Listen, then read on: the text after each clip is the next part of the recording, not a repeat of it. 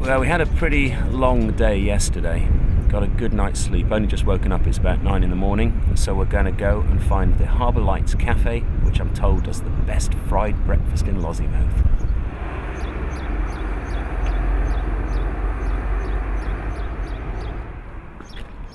Yeah, it's a cool little port to pull into, Lossiemouth, and if the harbour master's not on duty, pick your keys up for the marina or the pub here. They give you a welcome pack, pay your harbour dues, and have a pint as well.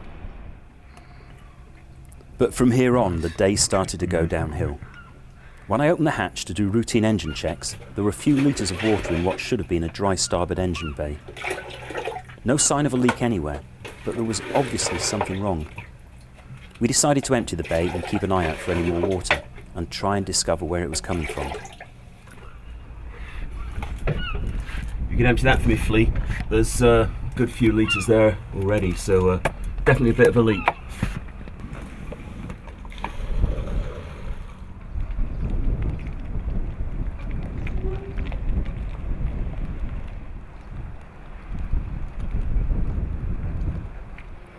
Well, Royal Wedding Day hasn't turned out to be our lucky day, because within minutes of leaving Lossiemouth, in fact we're in the harbour entrance, we heard a strange noise from the engine. We started losing certain powers, we weren't charging, so we turned around and came back. When we looked inside the engine compartment, the port engine, behind the impeller, there was a water leak. Anyway, we hunted around for engineers because it's a bank holiday. The only one we could find has gone to the Orkneys on a job and isn't available till next week. So we phoned Adrian back in Falmouth, who knows the boat, and he diagnosed it quickly. He thinks it's a back seal behind the impeller. It's not something we can do, we haven't got the part. You need a bit of mechanical skill to be able to do it, although it's not a massive job. You reckon it's about an hour's work. So we've got to make the call now. What do? We can hang around Lossiemouth till Tuesday. An engineer will look at it, probably have to call for parts. Or we can go to Inverness, which is about 25-30 nautical miles to the west. It's a bit blowy out there, it's a force 4. I don't like putting to sea with potential engine problems like this, but Adrian said it should be okay.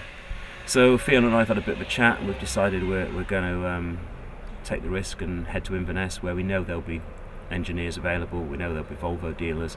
Hopefully we can get the problem sorted a lot quicker. So, not been a great start to our Royal Wedding Day so far. So we set out for Inverness, but uneasy about a potential problem.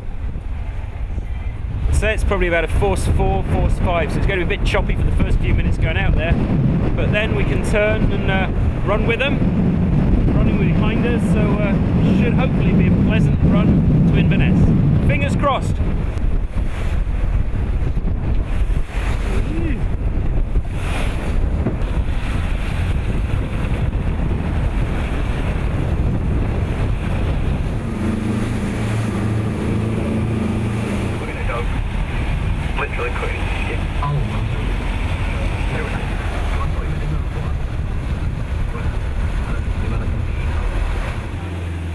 Well, no further engine problems, which was a good thing, because as we got into the Moray Firth, the effect of strong wind against tide was kicking up an unpleasant sea.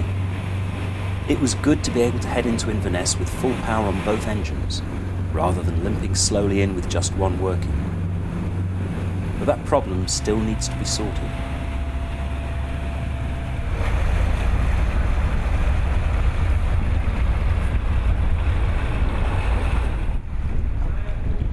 And journeys end for the day, from the wild waters of the Moray Firth to the tranquility of the Caledonian Canal. Just 34 feet divided by 3.28 is just 10.3. The Caledonian Canal, we're in the first lock. Long way to go, but it's real buzz just entering it. It just feels, well, it's one of those things you hear about so much, and we're here. We're looking forward to it.